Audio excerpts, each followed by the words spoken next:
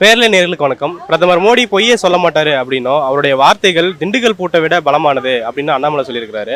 இதை பத்தி மக்கள் என்ன நினைக்கிறாங்க அப்படிங்கிறத கேட்போம். மோடியா அவர் வாய் தோறது எல்லாமே பொய் தானே. அவர் பேசுறது எதுவுமே உண்மை கிடையாது. அவர் பேசுறது எல்லாமே பொய் தான். பொய்யை தவிர வேற எதுவுமே பேச மாட்டாரு. பொய்யா சொல்ல மாட்டாரம்மா. அவருக்கு பொய்யும் பேச தெரியும், உண்மையை பேச தெரியும், ரெண்டுமே தெரியும் அவருக்கு. கில்லாடி அவரு உலக மகாஜத்தன்.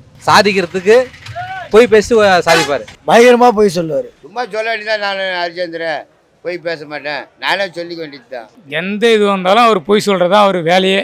அதான் உண்மை.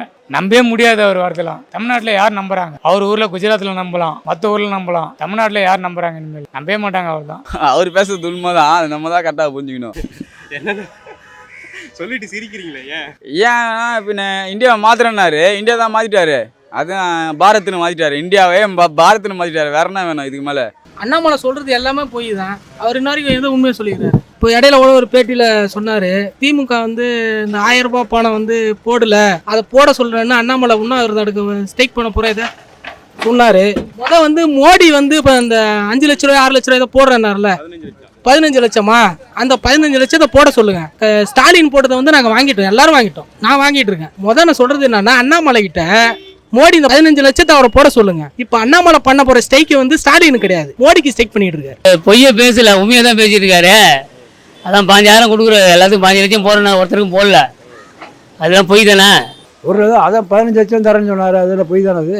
கேஸ் சிலிண்டரில் விலை குறைப்பே, கேஸ் சிலிண்டர் விலை வச்சிருக்காரு. இப்போ மட்டும் 200 ரூபா இறச்சிருக்காரு. நீ அடுத்து வந்தாருன்னா எவ்வளோ ஏற்று வர கொண்டு வரணும்னு தெரியாது. இதே போய் சாதாரணமாக தெரியுமா 5 லட்ச ரூபா எலும்பு கருப்பணத்தெல்லாம் கொண்டு வரேன்னாரு. கருப்பணத்தையும் பிடிச்ச மாதிரி இல்லை. மேற்கொண்டு இருக்கிற பணத்தை தான் அந்த அம்பானி இல்லை அதானிக்கு கொடுத்துட்டு இருக்காரு. அது LIC பணத்தை கொண்டு அவனுக்கு கொடுக்குறாருன்னா அது என்ன கருத்தில் கொடுக்காருன்னு தெரியல. அவங்க ஆக மொத்தம் என்ன நோக்கம்னா அவர் குஜராத்திகளை மட்டும் டெவலப் பண்ண ஆசைப்படுறாரு. டோட்டல் இந்தியாவை டெவலப் பண்ண மாதிரி ஐடியாவில் இல்லை அவர். அவர் பொய்யை மட்டும்தான் பேசுவார், மற்றதெல்லாம் பேசவே மாட்டார். சரி, ஏன் காவிரி நீர் அப்படின்னு வச்சுக்க, உச்சநீதிமன்றமே தீர்ப்பு கொடுத்ததுக்கப்புறம் அது பெற்று தர வேண்டியதுன்னா ஏன் பெற்று தரல? அப்போ அங்கேயே அவர் பொய்யாயிட்டார்ல. 15 லட்சம் அக்கௌண்ட்டில் போடுறேன்னு போடவே இல்லை மோடி. இந்த கருப்பு பணம்னு ஒன்று சொன்னாங்க, என்னைக்காவது கொண்டாந்து இங்கே யார்ட்டையாவது காட்டியிருக்காங்களா? அதெல்லாம் காட்டலாம் மாட்டார்.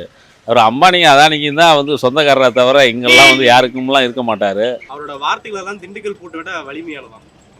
அப்படியா? திண்டுக்கல் பூட்டு உடைக்க முடியாது. அதுமாரி ஒரு வார்த்தையெல்லாம் ரொம்ப ஸ்ட்ராங்கான வார்த்தையா.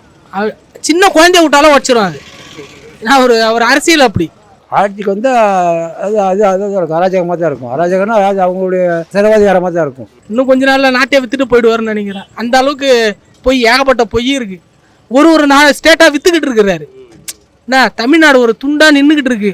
அதை எப்போ விற்க போறாருன்னு தெரியல. அடுத்த ஆட்சிக்கு அவர் வந்துட்டாருன்னா தமிழ்நாடை வித்துருவார்.